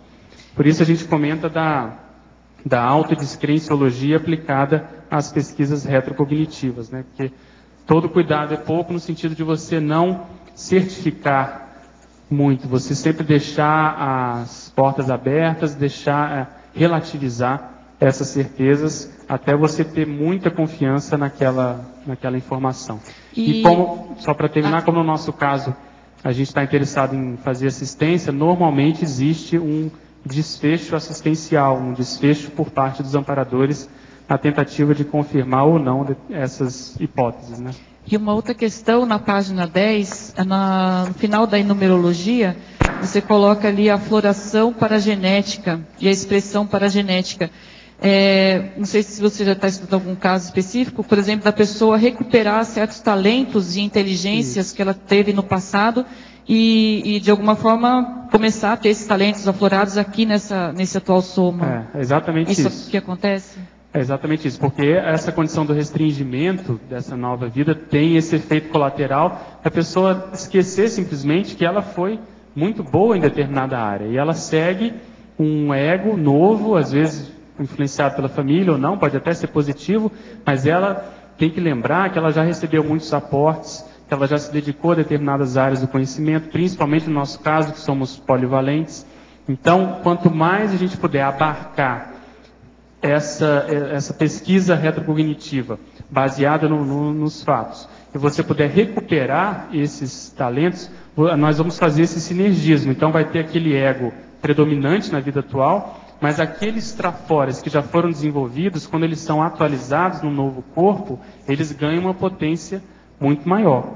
Então, a ideia é que a gente favoreça essa expressão paragenética, principalmente depois do curso intermissivo. Então, o Sovaldo comenta muito que aqui, por exemplo, tem muitos ex-escritores que mexeram com o processo tanto de ciência como da própria literatura, mas enfim, que escreveram muito. E, por outro lado, ainda estamos deixando muito a desejar nesse nível. Então, quando a pessoa lembra e vê e constata por si que de fato isso é verídico, é verdadeiro, aí é uma tendência dela caminhar mais rápido, porque partiu para o processo prático, não ficou só na teoria. Então, essa expressão paragenética é, na realidade, tentar diminuir o gap do ego intermissivo com o ego atual, né? E na página 12, no item 7, você coloca o hóspede, tem relação com isso também, né? Exatamente. As retropersonalidades intrafísicas intermissivas na condição de inquilino. Exatamente, eu retomei até essa expressão inquilino, no caso espiritual, quem usava muito era o Maeterlinck, né? Ele, nos estudos que ele fez de processo de espiritualidade, ele usou essa expressão tanto para o processo de acompanhantes parapsíquicos, ou seja, as consciências positivas ou não, como no caso dessa acepção que nós usamos aqui, dessas personalidades que nós já fomos no passado e que estão reunidas hoje no ego atual. E aí eu lembrei desse trio insto, né, que é um verbete também, no qual a pessoa que já recuperou, além dessa personalidade atual, a personalidade extrafísica, da identidade extra, e também uma outra personalidade retrocognitiva de uma consim que já viveu no passado, né? E na sua pesquisa, Pedro, você acha que essa influência maior seria da última vida ou não necessariamente? Não, acho que não necessariamente. É presumível, né, que é mais recente a tendência a influenciar mais, mas tem que ver como foi essa vida, quantos anos a consim teve, o que marcou, qual foi o saldo dessa existência, quanto tempo ela ficou no curso intermissivo, na intermissão de um modo geral, porque às vezes a pretérita foi mais crítica porque ela conseguiu se desvencilhar mais em termos de interprisão grupocármica, o complexo foi maior nesse sentido, teve uma representatividade maior perante o grupo, né, em termos assistenciais. Então, eu acho que tem que ir devagar. Não sei se o Sovaldo quiser comentar. Perfeito. Pedro, página 11, aqui você tem na legislogia as leis da parafisiologia. Eu queria que você expandisse as leis com a questão da dessoma, que você acabou de falar aí, a influência, que tamanho que é a influência da dessoma no palimpsesto, né? Entrando dentro da lei da parafisiologia e a questão da dessoma, o tamanho do impacto que pode causar numa alteração na próxima vida, o fato de uma dessoma crítica, alterada. Sim, é isso mesmo que você comentou, dependendo de como foi essa dessoma e principalmente como a consciência lidou com isso, como que ela digeriu, se ela ficou muito traumatizada ou não, se foi, por exemplo, algum processo mais violento, um processo relacionado ao assédio, um processo relacionado ao belicismo, tudo isso impacta mais. E aí entram essas leis da parafisiologia no sentido de depurar as próprias vidas que a pessoa vai tendo, por mais que ela às vezes nasça com algum problema, alguma dificuldade, algum estigma, a ideia que está subjacente é a depuração, é a melhoria. É para aquilo, vamos dizer assim, não ficar mais. Mas se a consciência já é mais madura, tem mais experiência com o processo da interdimensionalidade, ela pode dessomar, seja lá de que modo for, e ela recupera a lucidez e não vai dar tanta bola para como foi essa dessoma. Você falou assim, né? Uma pessoa, por exemplo, que foi belicista, né? Então ela teve um pensamento belicista a vida inteira. Agora, aquela que estava na guerra, como o senhor Valdo falou, que teve muitas pessoas inocentes que morreram na Segunda Guerra, sim, e elas ressomaram logo em seguida. Sim. Essas também têm, assim, uma consequência? Vai depender de cada caso. Por exemplo, elas podem ter mais ou menos amparo, elas podem constituir uma família, o pai e a mãe, ter uma genética mais forte, mais predominante, que ajuda a atenuar aqueles efeitos da paragenética. Mas dependendo de como foi o trauma e o tempo, isso pode acabar aparecendo. Porque a gente tem que lembrar que a genética ela é muito forte também. A biologia ela é muito, vamos dizer assim, até certo ponto inexorável, né? Ela tem um mando muito forte que acaba ajudando nesses casos. Você está entendendo o que eu estou dizendo? Uma pessoa vive 50 anos com um pensamento ali enraigado e uma outra que em 5 minutos ela teve um trauma, entendeu? Sim, sim. Eu estou querendo fazer essa proporção, né? Ela tem aquilo ali já de vidas após vidas e tal. Sim, mas o processo é psicológico. Às vezes um segundo aquilo pode virar uma eternidade em função do trauma que a consciência... E mesmo ela tendo uma assistência de ser levada a uma Comunex, ter um tratamento, fica ainda muita coisa para a próxima vida. Depende do caso. Às vezes fica... Porque outra coisa é o seguinte, quando ela perde a lucidez, às vezes aquilo tudo pode suscitar, né? Instintivamente ou para-instintivamente, aquilo está registrado no próprio psicossoma. Então, é muito difícil generalizar, eu acho. Tem que se avaliar cada caso. Por exemplo, eu conheço...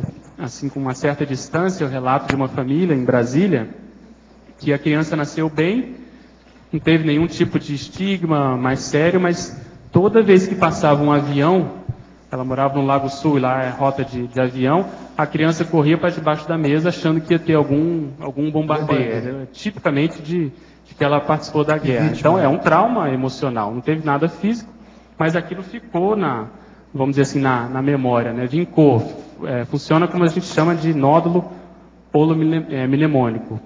Então, às vezes, essa vida vai ajudar, os pais vão esclarecer, eles têm informação, talvez ajude a amenizar esse trauma, daquele medo que toda vez que ouve o barulho do avião, ela tem que se esconder pensando que vai ser um bombardeio. Então, aí você dá muita importância nessa questão da lucidez, realmente, no ato da dessoma, porque você pode estar levando uma vida totalmente, vamos dizer, homeostática e tal, e de repente aquilo desencadeia tudo no último minuto, né? Pode ser, porque se a pessoa está reprimindo alguma coisa, né, se ela não é teática, por exemplo, com a projetabilidade, os próprios conceitos da conscienciologia, se ela leva a conscienciologia muito na teoria, às vezes na hora da prática isso vai aparecer. Pedro, obrigado. Aqui na estrangeirismologia, gostaria que você esclarecesse 2 termos aqui. Os glimpses retrocognitivos e o tom-sur-tom parafisiológico. Tá, os glimpses são aqueles lampejos, aquelas, vamos dizer assim, aquela situação, às vezes um detalhe que aparece, é só um lampejo, mas a fonte, a raiz, ela é do próprio passado. Isso pode aparecer num comportamento, às vezes como a pessoa se manifesta, ela se denuncia de ter participado, como nesse caso que eu comentei, de um processo de belicismo, ou de uma cultura mais específica. De repente o professor Valdo citou aí a questão dos japoneses. Então, tem um comportamento muito estratificado, muito estabelecido a cultura japonesa. Então, às vezes, a criança nasce vamos supor, no Brasil, mas ela traz todo aquele jeito de ser do processo nipônico. E o tom-sur-tom é exatamente esse degradê, essa condição que muitas vezes, ao longo da Seriex, nós vamos depurando e tentando trazer às vezes aquela situação que foi marcada por uma tinta mais forte, foi regada a sangue, por exemplo, você vai depurando e você vai vendo, às vezes, vestígios de uma situação do passado, uma situação, às vezes, crítica, mas que hoje você tem só um sinal, um trafar menor, um determinado comportamento, às vezes, mais ou menos ectópico, mas que já, diante do que era, ele já está sendo depurado. Então é nesse sentido. Da mesma maneira, a gente pode pensar em termos de trafores, situações que nós viemos trabalhando, que com pouco esforço que a gente faça, a gente tem uma facilidade muito grande naquela área. É porque ali embaixo já tem várias camadas de tinta que nós pincelamos e fizemos ali e que nos ajuda hoje a ter essa facilidade. Outra coisa que você me fez lembrar, que ajuda a entender, foi uma metáfora que eu coloquei aqui do códice. Isso, a última da página 11, a cópia. Não é esse, desculpa. O número 2. A autosserialidade tal qual o imenso códice reescrito. Ou seja, essas vidas que nós vamos tendo como se fosse um grande livrão, né? O códex, ou o códice, é o que gerou lá do pergaminho, que é o precursor do livro. Então nós vamos reescrevendo como se fosse um mega livro, e no passado a tinta que a gente usou muitas vezes foi o quê? Foi o sangue, foi um processo mais difícil, mais emocional, e nós vamos aos poucos, ao longo da evolução, tentando reescrever com tintas mais amenas, tons pastéis, vamos chamar assim, processo mais tranquilo, né? Sem tanta... só aumentar o soma. Desde criança, não deixava ninguém tocar nos meus joelhos. Sentia e ainda sinto um pouco um reflexo instintivo de afastar o toque de outras pessoas nos meus joelhos. Há pouco tempo tive uma experiência extrafísica dentro do contexto árabe, na qual era perseguido e quebravam minhas pernas com um golpe nos joelhos para evitar a fuga. Essa reação instintiva com os meus joelhos pode ser reflexo de um trauma de outras vidas? O que você acha? Acho que sim, né? Principalmente se você teve essa experiência, se ela foi real, verídica, se você confia nela, pode... Sim, eu estudo esses reflexos paragenéticos, né? São situações que muitas vezes a gente tem a conta de idiosincrasias, o jeitão da pessoa, determinadas condições que ela às vezes se manifesta ou reage de um modo sem explicação, que muitas vezes a explicação são esses traumas do passado. Ouvi os conselhos do senhor para fazer EV em horários e locais diferentes. Trabalho dia sim, dia não, na função de vigilante. Porto revólver e colete à prova de balas. Treinar os 20 EVs diários poderia evocar concenéries? O fato de fazer EV portando esses objetos seria negativo?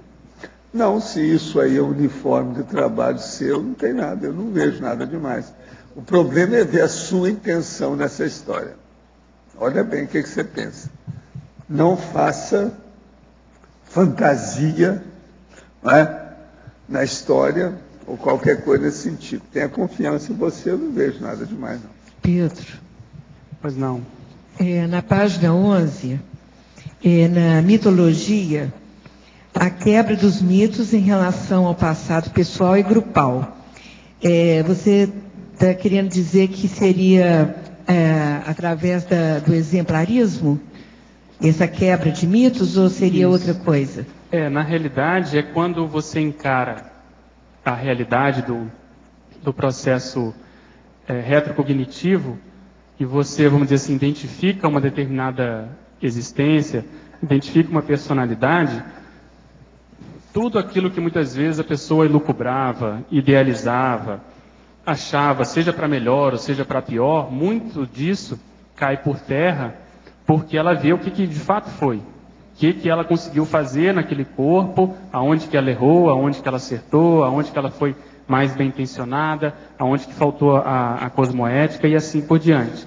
Então, eu sempre procuro inserir nos verbetes que falam de passado, de retrocognição, essa quebra dos mitos, porque é um fato, a pessoa acaba amadurecendo a partir daquela realidade que se impõe.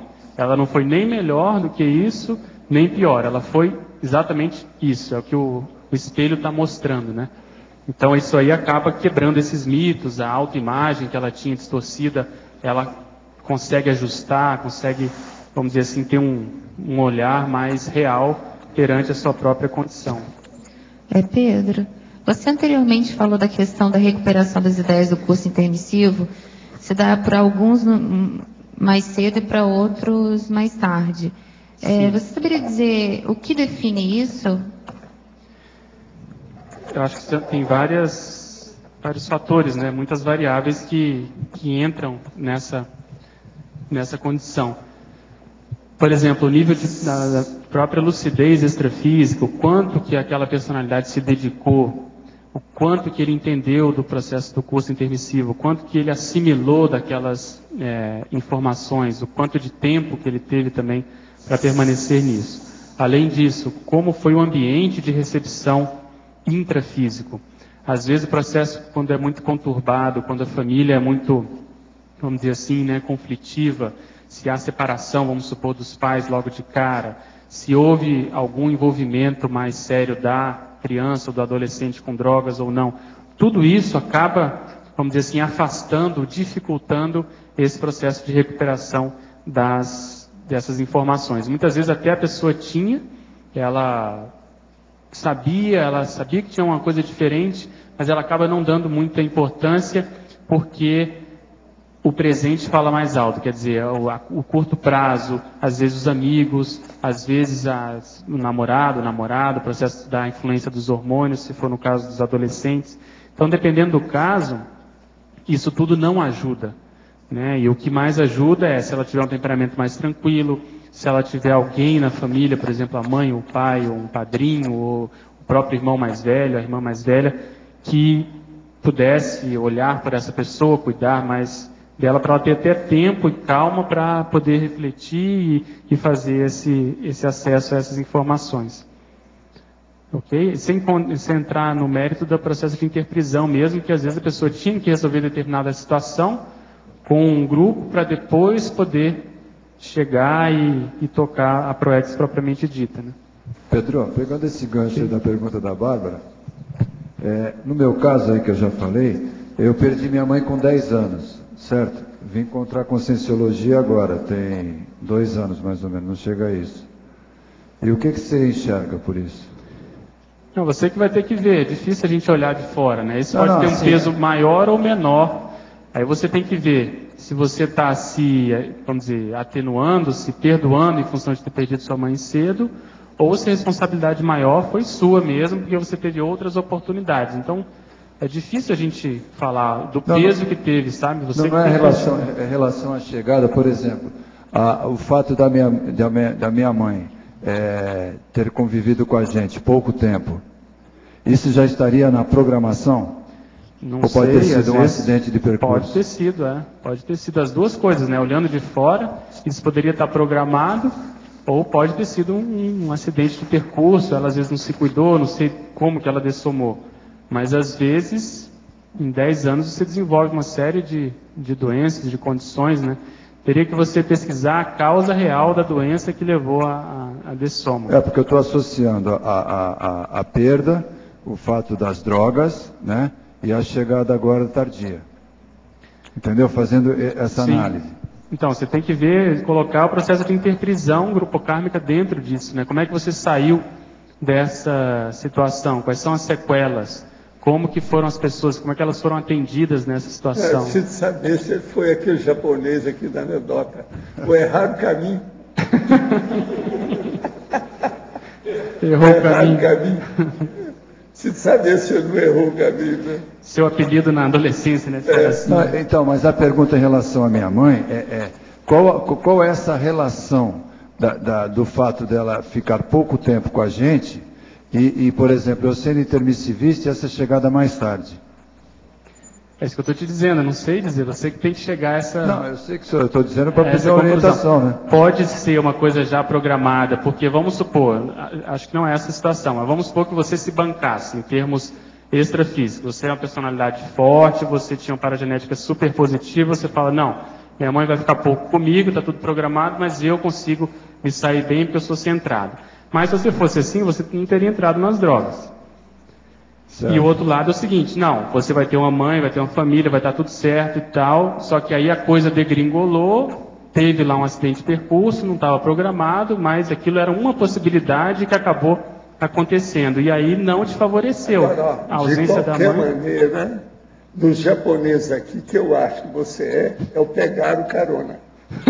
Você pegou carona com cientologia. Tá certo? Não é isso, Pilar? Você que conhece o homem. Então você é o pegar o carona. Tá certo? Pedro. Entendeu, Cláudio? Então acho que você tem que fazer essa análise a partir disso. Eu estou pegando esse gancho justamente para dar uma esclarecida, para tentar formar esse contexto, entendeu? Beleza, mas... Bom, pois não. Aqui. Ah, desculpa. Na realidade não é nada no verbete, é mais uma curiosidade. Você trouxe a questão das afinidades, semelhanças, a reunião do grupo. A pergunta é quando a paragenética é doentia, né? Ou seja, o grupo pensionizou durante vidas e vidas, aí gerou aí uma paragenética e uma forma pensênica completamente doentia. Aparentemente está tudo certo, mas não está. Aparentemente o físico está ok, mas a paragenética, o cérebro, vai deixar a desejar. Então, quando a pessoa vai trabalhar com isso, talvez uma sugestão, então, o que você acha? Seria puxar essa rede, essa raiz de todo o grupo genético? Não, acho que não. Se já tá, se a coisa já está difícil, né, já está, vamos dizer assim, não está cheirando muito bem, para que você vai mexer mais com essa situação? Vai só piorar. Eu acho assim, se já sabe a melhor saída, eu investiria no processo de cosmoética. O que eu posso fazer hoje que é mais cosmoético? Okay. Todas as nossas manifestações podem ser mais cosmoéticas do que elas são. Então eu entraria, né, de cara, mergulharia nessa condição da cosmoética, porque aí vai começar a reverberar através no caso da minha energia, se eu estivesse nesse contexto, vou começar a dar exemplo para o próprio grupo para tentar fazer a ponte de inflexão, né, a curva lá, o ponto de inflexão da curva que está muito para baixo, começar a tentar puxar esse povo para cima, porque senão quanto mais mexe, às vezes pior fica, né? A gente vai começar a lembrar de mais coisas e aí vai entender por que a coisa é negativa, aí vai vir toda aquela emoção, aquela sensação de, às vezes, de vingança, seja lá do que for. Daqui a pouco nós vamos ver a anedota do japonês aqui dentro. São aqueles caras que, como é que ele fala aqui? Tem aqui um local direitinho falando essa verdade aqui. Cataram a nota, né, e saíram correndo. Eles catam o papel que tem aqui e todo mundo sai depressa. Vocês não podem falar, tudo é japonês, está escrito. Pedro. Pois não. Eu queria te perguntar como que você vê o efeito dessa pesquisa do palimpsesto na retrocognição, aquela mais completa, mais genuína. Você acha que isso interfere diretamente? Como é que é? Eu acho que sim, porque essa retrocognição, você vai ter que tentar localizá-la hoje. Porque não dá para dissociar, né? Se ela é autêntica, se teve aquela vivência, mesmo que seja coisa muito antiga, como a gente não muda de modo muito assim, abrupto, demora muito a gente a mudar, principalmente o temperamento, a gente começa a entender que determinados comportamentos eles tiveram aquela raiz, naquela retrocognição. Não? Aquela retrocognição, muitas vezes, ela vem justamente para reforçar aquele nosso atributo, aquele nosso comportamento, seja para retificar ou para até, vamos dizer, reforçar aquela situação. Então, eu vejo uma coisa que tem muita relação com a outra. E através do palimpsesto, que é essa a ideia, você puxar o fio da meada, né? Você, às vezes, se ficar, vamos dizer assim, entretida com um determinado comportamento, com uma determinada manifestação sua, você tentar ver o que está por trás daquilo, a partir dessa saturação, muitas vezes você consegue, ao longo do tempo, chegar naquela raiz. E também o inverso, né? Quando você pode não ser a retrocognição inteira, mas um flash. Como que você faz para extrair o máximo? Porque eu vejo que você é bem exaustivo aqui nessa cosmovisão. Né? Como que você faz para trazer e extrair a essência do negócio aí da experiência? Eu, na realidade, fica parecendo que eu só penso nisso, né? Mas eu procuro deixar as coisas calmas.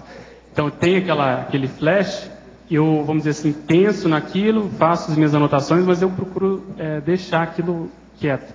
Então, o que você poderia fazer é tentar ter o mais, assim, estabelecer o maior brainstorm possível, em termos de época, de pessoas, de profissão, tudo que tem relação com aquela vivência.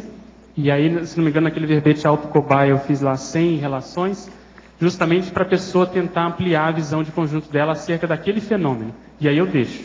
Aquilo fica como se fosse numa segunda memória, numa segunda instância, sabe? Uhum. E aí, quando precisa, aquilo aparece.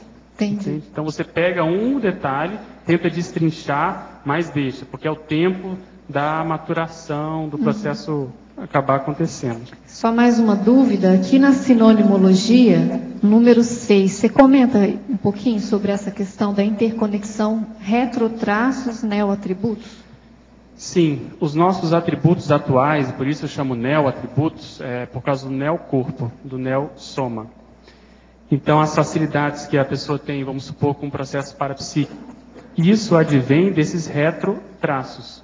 Então, o comportamento que a pessoa teve no passado, aquilo que ela se dedicou, vamos supor que ela teve interesse de participar de um processo de iniciação, ou a vida caminhou, conduziu para que ela participasse desses grupos de iniciação. Então, essa manifestação, hoje ela pode se apresentar como um processo de afinidade com o parapsiquismo, de facilidade com o domínio com as energias, e assim a gente pode expandir para qualquer atributo. A pessoa que tem mais facilidade, por exemplo, a Cristiane aqui, ela tem muita facilidade para se concentrar e ficar absorta numa determinada ideia. Então, como é um traço muito presente, ela deve ter trabalhado isso muito no passado. Então, no caso do conscienciograma, se a gente pegar os traços que mais aparecem, né, aqueles mais marcantes, seja negativo ou positivo, fatalmente a gente vai acabar, pelo menos assim por hipótese, tecendo algumas considerações sobre a raiz desses traços. Entende? Então a ideia foi fazer esse cotejo, essa interação entre, que na realidade é um contínuo, né? Tem a vida, e a ressoma e a dessoma, mas a consciência ela continua praticamente a mesma. Né? E é um paradoxo que a gente fala na patologia dessa condição da renovação imposta a cada ressoma. Apesar da consciência ser super antiga, ela está recebendo ali pelo menos metade do holossoma novo. Né? E a gente fala essa condição que vem em seguida, o ato de saber ler a real quididade, que é o âmago consciencial, justamente a partir dessas abordagens.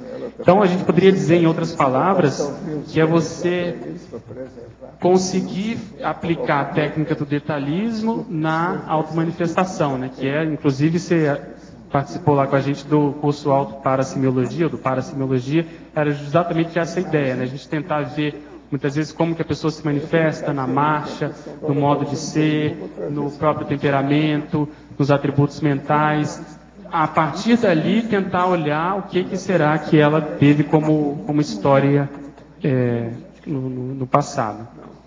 Pedro, pois não. Aqui ainda na enumerologia, página 10, na penúltima linha, tem o empuxo paragenético. O que seria esse empuxo? Esse empuxo é aquela força que muitas vezes faz emergir, né? Faz uma determinada situação. Por exemplo, quando você sabe disso melhor do que eu, né? Mas quando você vai afundar, vamos supor, uma boia, e ela vem à tona com uma determinada força, é essa analogia que a gente quis fazer. Muitas vezes um conflito que a pessoa tem, que ela tentou represar, ela tentou, de algum modo, reprimir ou recalcar, às vezes, de acordo com a situação, aquilo vai aparecer, vai acontecer uma catarse em função dessa força natural que a paragenética tem para tentar justamente limpar aquele conflito, aquela emoção, aquela mágoa. Então foi no sentido de fazer uma analogia aí com esse conceito da física. Tá, agora em binomiologia, também na penúltima linha, tem o binômio perfil consciencial retroexperiência evolutiva. Sim, a gente até colocou na listagem o número 28, Arlindo perguntou, essa paraprosopografia é justamente o estudo dos perfis. E esses perfis, eles são constituídos, eles têm base nessas experiências que nós tivemos no passado. Então, por exemplo, no voluntariado, muitas vezes a gente consegue ver isso bem. A pessoa que é mais, vamos supor, da área da docência, o outro trabalha com um processo de comunicação, de até veiculação, fazer a propaganda, fazer ali o processo dos folders e cartazes, então ela tem mais um processo artístico. Enfim, esses perfis, eles têm como base um processo de experiência. Normalmente, dessa vida, que é o que a gente observa mais, mas se a pessoa já seguiu aquela linha, ela tem aquela experiência, ela tem aquela profissão, e ela está se saindo bem, que é uma coisa importante, ela, por exemplo, não abandonou o curso, ela não mudou de profissão, ela seguiu em frente com aquela vocação, é porque isso deve ter uma base no passado. Então, esses perfis, eles foram, na realidade, constituídos aos poucos, conforme as nossas experiências. E aí, um paradoxo que nós temos, nós intermissivistas, é quando nós conseguimos ir bem em várias áreas, né? Então, esse processo de polivalência, muitas vezes, ele gera dispersão, porque a gente vai fazendo várias coisas, até certo ponto, ao mesmo tempo, e não consegue fixar ou firmar em nenhuma delas. Então, é importante ter alguns marcos, pelo menos é como eu penso, né? Fez uma determinada área, uma determinada tarefa, procura ver qual é o marco que você vai deixar ali. No caso ideal, é uma coisa escrita, um artigo, nem que seja um manual daquela área, vamos dizer assim, um treinamento de outra pessoa para a gente poder sair, e o ideal seria a condição do livro. Mas hoje, como nós temos a possibilidade dos verbetes, pelo menos um verbete naquela área valeria a pena nós deixarmos para pelo menos fixar aquela posição. Só mais uma, em polinomiologia, na terceira linha, tem o polinômio retrogenótipo, paragenótipo, neogenótipo e neobiótipo. Então, a ideia foi fazer na realidade, um crescendo, e a gente acha que isso tudo tem influência. O retrogenótipo qual é a herança que nós tivemos, por exemplo, na última vida. E aí você faz uma contraposição com aquela forma, ou aquela paraforma, aquele paravisual que você, ou eu, qualquer pessoa, se apresenta extrafisicamente. Então, pode ser que essa apresentação extrafísica tenha muito da última vida. Então, a pessoa aparece, às vezes, mais remoçada, mas a base foi a última vida. E, quando ela vai ganhar essa nova carga genética, desse neogenótipo, isso tudo vai influenciar na constituição desse novo biotipo, desse novo biótipo. Eu não sei, mas já vi o professor Valdo falar, e nas pesquisas que eu faço de macrosoma, se, por exemplo, a pessoa saiu bem numa vida, ela foi completista, teve lá um retrocomplex, aquilo vai dar muita força para ela. Então, pode ser inteligente ela fixar aquela forma na paragenética, ela se apresentar assim, para que na próxima vida, na constituição do macrosoma, isso tudo ajude, auxilie, porque ela se sente bem com aquela forma. As pessoas, ao, vamos dizer assim, se depararem, encontrarem essa personalidade, se lembrar um pouco, pelo menos, da personalidade do passado, isso tudo vai reafirmar. Então, eu não sei se a constituição do macrosoma não passa por aí. Pelo menos uma forma extrafísica mais positiva, mais cosmoética, como sendo aquela com a qual a pessoa se saiu melhor, sabe? Em termos assim das vidas mais recentes. Então eu sempre faço esse cotejo do biotipo que a pessoa tem atualmente, podendo ser ou demonstrar o último corpo, outras vidas, alguma constituição que ela teve, pelo menos no passado mais recente. Mas pode acontecer também de não ter relação. Acho que até a maioria, né? A maioria das vezes, em função da influência genética ser muito forte, é muito difícil a gente afirmar isso. Da mesma maneira, querer estabelecer pesquisa retrocognitiva com base na aparência, né? Muito, vamos dizer assim, é um terreno muito movediço, né? Não dá para você afirmar isso. Às vezes coincide, lembra, tem relação, mas de modo geral, pouco que eu já pesquisei nesse assunto, a maioria não tem relação, não. Pedro, na página 10, na trinomiologia, na penúltima linha, o trinômio megatrafor, materpensene e megafoco. Você poderia falar assim, como que você fez para identificar, no teu caso, esse trinômio e que tipo de análise você fez assim a respeito de você mesmo para chegar nessa verpon, assim, digamos, a seu respeito. E se você percebeu também algum tipo de mudança ao longo da vida relacionado a isso. Em termos de mudança, sem dúvida. Por exemplo, quando eu comecei lá em Brasília, o processo do próprio Greenvex eu era muito fechado, muito, vamos dizer assim, introspectivo, mais observador, e assim por diante, nesse sentido. Então, eu procurei ver logo de cara, eu sempre falo isso nos cursos que eu dou, que uma coisa que para mim é muito terapêutica é o processo de docência, por causa justamente dessa tendência de ser mais retraído. Então, para mim, um dos motivos que eu estou procurando escrever muito os verbetes é não só o fato de deixar as coisas escritas, mas também esse exercício de estar o tempo todo se expondo, se apresentando para você fixar essa neotendência, vamos dizer assim. E aí, dentro disso, como eu procurei sempre priorizar onde eu pude, lá em Brasília a gente tinha muita oportunidade, porque tinham poucos voluntários, essa condição da docência, a condição de dar aula, e até certo ponto de liderança que se impunha naquele momento, eu conjuminei isso com a condição da medicina. Então isso me ajudou a desenvolver algum nível de inteligência assistencial, que é o que eu procurei fixar mais nesse corpo, nesse Mater Pensene, vamos dizer, atual, ou pelo menos mais atualizado.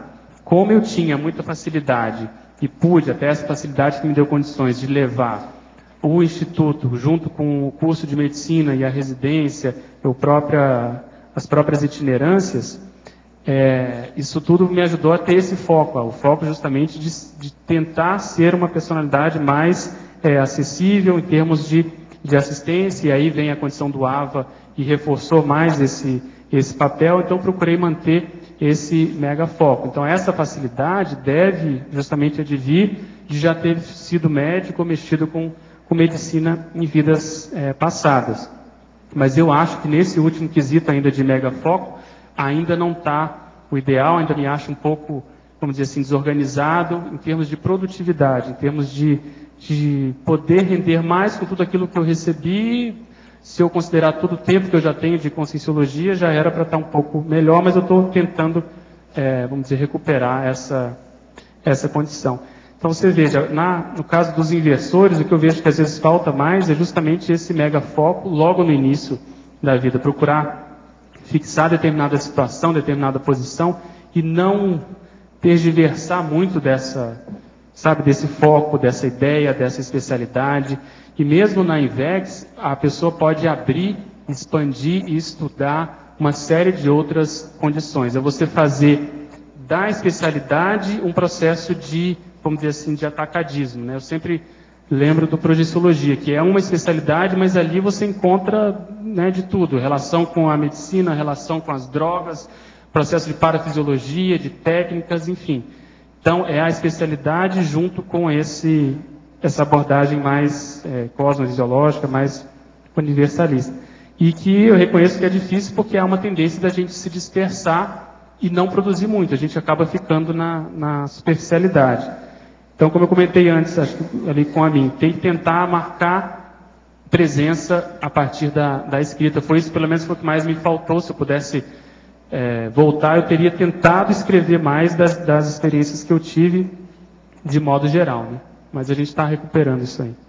Uma coisa que eu queria falar para vocês sobre o problema de forma muito sério de expressão é que nessa anedota do japonês tem 2 verbos que se repetem e 2 nomes plurais que se repetem. Entende? A pessoa lê, ela não percebe isso. Então veja, catar o chefe, depois catar a nota. São 2 catar. Agora depois tem pegar o carona e os homens pegaram, ou pegaram. Agora, os homens, tem acertar os homens e os homens pegaram. Você está entendendo como é que até dentro disso o processo fica complexo. A hora que coloca, o verbo desaparece, a expressão desaparece, o substantivo, o nome próprio, tudo some. Isso é impressionante. Em matéria de fonética, entende? Quem leu aí pensa que tudo é diferente. Não é. Tem 3 aí repetidos.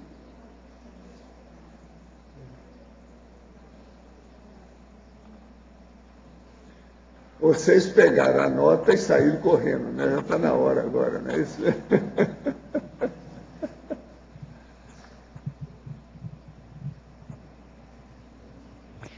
Pedro, você fala aqui 2 vezes no verbete sobre pele. Você fala no binômio pele-energia, na binomiologia, e você fala na megapensinologia, psicossoma, segunda pele.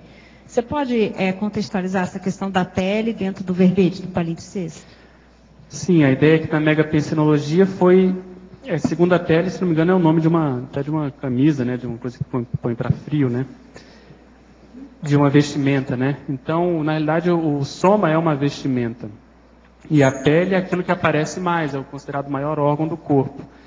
Então, a gente fez esse trocadilho com a condição do psicossoma, porque ele é o que está, vamos dizer assim, mais adstrito, mais próximo da pele. Ele ajuda na formação dessa fronteira, desse limite. E tem uma relação óbvia, intrínseca, muito próxima com o holochakra também, que é justamente quem faz essa união. Por isso a gente colocou esse binômio. Então, pele é onde as doenças normalmente às vezes aparecem, aquilo que a gente estava comentando ali do empuxo, né? Aquilo tudo, a tendência das doenças é acabar aparecendo na pele, ou pelo menos a pele ela mostra o grau de saúde ou o grau de doença de uma determinada personalidade. Se essa personalidade tem qualquer doença crônica, fatalmente a pele dela vai ser diferente, e muitas vezes isso é até utilizado como elemento ou fator patognomônico, né? Então, a partir disso, do estudo da pele, ou pelo menos dessa anamnese, dessa ectoscopia, a gente pode inferir o processo energético e consciencial que está por trás aí. Foi essa a ideia. Pedro, muito bem. Nós agora esperamos os próximos 200 verbetes, tá certo? Obrigado. Os nossos comerciais. Obrigado. Hoje tivemos 82 assinaturas no livro de presença, 20 perguntas presenciais, 17 perguntas online. Os recados de hoje são da Isabel sobre a mostra Hércules Galó, a Bárbara sobre o curso Energometria e o Amin sobre o curso Acoplamentário. Agora com vocês o Fernando sobre o programa Amigos. Boa tarde a todos. Nosso convite para o teletertuliano e para o tertuliano tornar-se aí um mantenedor da enciclopédia da Conscienciologia. Existem várias formas para fazer isso. Uma delas é através de doação. Fazer uma doação pontual de qualquer valor e de uma forma muito simples, muito fácil. Outra é uma empresa patrocinadora. Pode ser um patrocínio por 6 meses ou por 1 ano. Patrocina as transmissões da tertúlia, a manutenção do tertuliário. E outra é o associado do programa Amigo Enciclopédia por 12 meses. É um pagamento mensal ou um pagamento pontual para a associação anual. Então, todas essas formas são muito fáceis de pagar, seu dinheiro, cheque, cartão, depósito em conta, transferência, é muito fácil. Basta ligar na recepção do CAEC, no 45 35 25 26 52, deixar o teu nome, teus dados, que nós entraremos em contato para facilitar todo esse processo de uma doação, de uma associação, empresa patrocinadora, ou como um associado pessoa física. Nós agradecemos.